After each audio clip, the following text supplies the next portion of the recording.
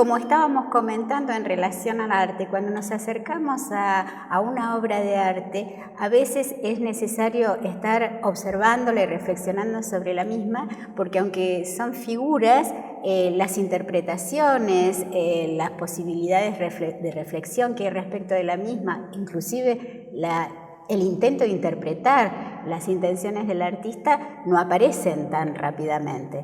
Y eso a veces uno lo puede vincular con otras situaciones de la vida, como por ejemplo, si vemos el color rojo en una situación de violencia, el color de la sangre rápidamente nos habla de la violencia física, inclusive en algunos casos reconocemos con más facilidad la violencia psicológica.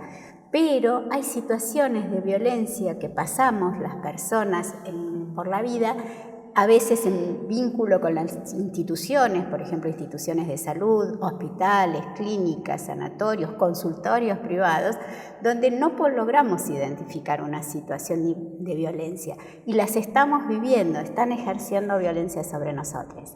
En este momento la violencia obstétrica tiene un poco más de reconocimiento, pero hay unas formas de violencia que son las que se asocian con la objeción de conciencia, especialmente en la ley de despenalización y legalización del aborto vinculadas con estas prácticas, que no las logramos identificar.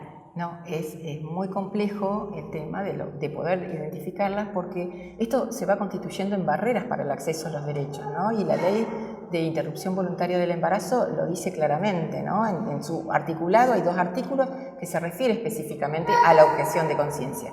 Digo, ¿y qué entendemos por objeción de conciencia, Moni? Bien, realmente la ley lo dice, está en su artículo 10, en su artículo 11 también.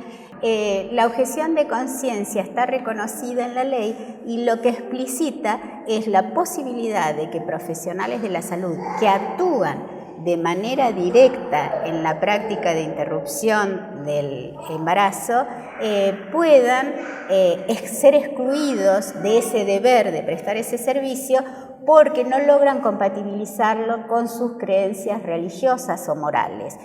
Tenemos que entender que esta es una situación de excepción que debe estar absolutamente difundida e informada a las autoridades con las que la persona trabaja de pronto en un establecimiento asistencial o en una clínica, y también informársela a la persona consultante.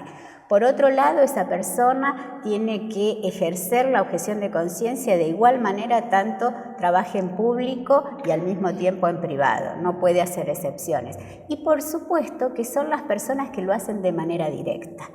Quiere decir esto aquel profesional que hace la prescripción de la medicación o hace la interrupción a través de maniobras, como por ejemplo el AMEU, o alguna otra práctica de esta naturaleza. No están incluidas como objetores de conciencia, no los reconoce la ley, a otros profesionales que también pueden participar, por ejemplo, de los diagnósticos, como el ecografista, o de las prácticas, como puede ser un anestesista. Tampoco puede ser objetora de conciencia todo el personal de enfermería, y obviamente también tenemos que decir que los y las administrativas que pueden dar información o donde el público se acerca y pide información, tampoco pueden mostrarse objetoras de conciencia. Exacto, no pueden constituir una barrera ante el ejercicio del derecho. Entonces hay límites y deberes y obligaciones respecto de la objeción de conciencia. Sí, por supuesto. Además hay exclusiones. Por ejemplo, si hay una situación de urgencia,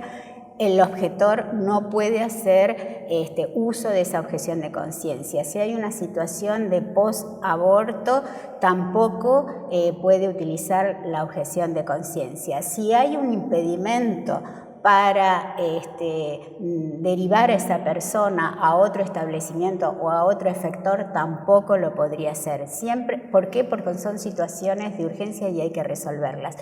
Entonces, ¿para qué sirve la objeción de conciencia? Pura y exclusivamente para la práctica. No excluye que esos profesionales que se han declarado objetores tienen que hacer cosas que sí forman parte de la atención. la información completa, lograr la derivación a un grupo de personas, puede ser otros efectores o puede ser otro establecimiento donde acompañen a la persona y, por supuesto, responsabilizarse de que esa derivación sea en tiempo y forma. Recordemos que el plazo para realizar las prácticas ante la solicitud de una persona es de 10 días y la ley es estricta en esmerarse en cumplir con esos plazos. Exactamente. Y entonces podemos decir también que la objeción de conciencia es individual, totalmente individual. No Sí. puede una institución, un hospital, declararse objetor de conciencia. No, las instituciones, especialmente las que conforman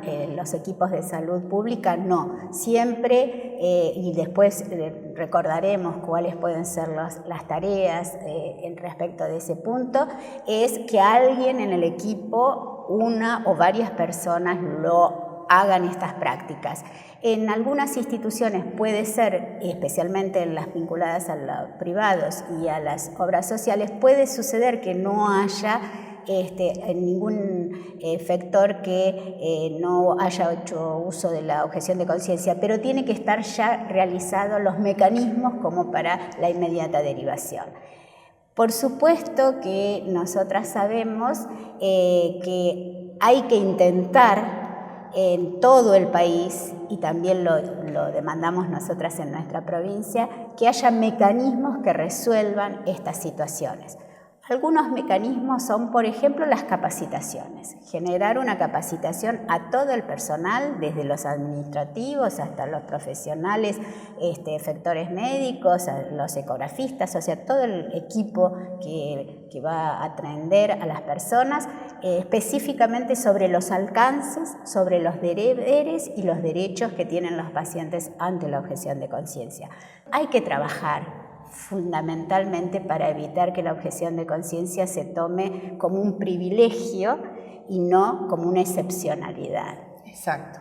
Y hay trabajos muy interesantes a nivel de Argentina y a nivel internacional, porque es un tema que preocupa en los equipos de salud y especialmente a las mujeres para poder ejercer nuestros derechos, porque ¿cómo surge inicialmente la objeción de conciencia? Para nosotras en la provincia de La Pampa, ¿no? A partir del fallo FAL, ¿te acordás? Que en algunas localidades todo un sector se declaró objetor de conciencia. Sí, un servicio completo. Lo recordamos, el servicio del norte de General Pico, el Hospital Centeno, y a partir de ese momento se trabajó fuertemente, pero esto que veníamos contando sucedió, se sobrecargó otro servicio, pero cuando logramos un protocolo en el año 2018, empezó la resolución por la decisión política de generar una modificación de esta situación. Esto es lo que también tenemos que trabajar en este momento. Y en este sentido queremos mencionar también el trabajo que hicimos en 10 localidades de la provincia y cuál fue la percepción que había de las usuarias respecto del derecho al aborto y el tema de los derechos que tienen los profesionales, ¿no? Sí, fue muy interesante porque las mujeres que contestaron las encuestas y respondían en un alto porcentaje, muchas de ellas no acordaban con la utilización personal, en sus vidas personales, de las interrupciones de los embarazos. Sin embargo, decían que si era una ley, en un 68% estaban de acuerdo en que los profesionales no podían negarse a las prácticas, lo cual habla de un empoderamiento de la población respecto de sus derechos. En definitiva, en nuestra provincia hay una cierta e importante observación de la objeción de conciencia, un intento de que sea llevada a su mínima expresión,